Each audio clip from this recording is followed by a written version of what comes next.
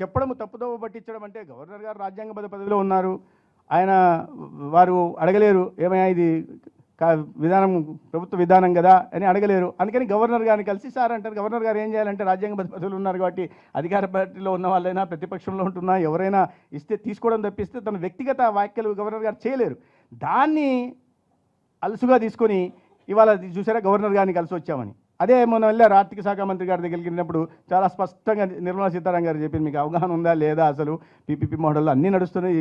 రహదారుల నిర్మాణం జరుగుతున్నది పీపీపీ మోడల్లో, ఎయిర్పోర్ట్ల నిర్మాణం జరుగుతున్నది పీపీపీ మోడ్లో, పోర్ట్ల నిర్మాణం జరుగుతున్నది పీపీపీ మోడ్లో. ఇవాళ అనేక సంస్థలు మీరు ఎందుకు ఐఐటీలు ఐఐఎంలు కూడా పీపీపీ మోడల్లో ఇవాళ నిర్మాణాలు జరుగుతున్నాయి, సేవలు అందిస్తున్నారు.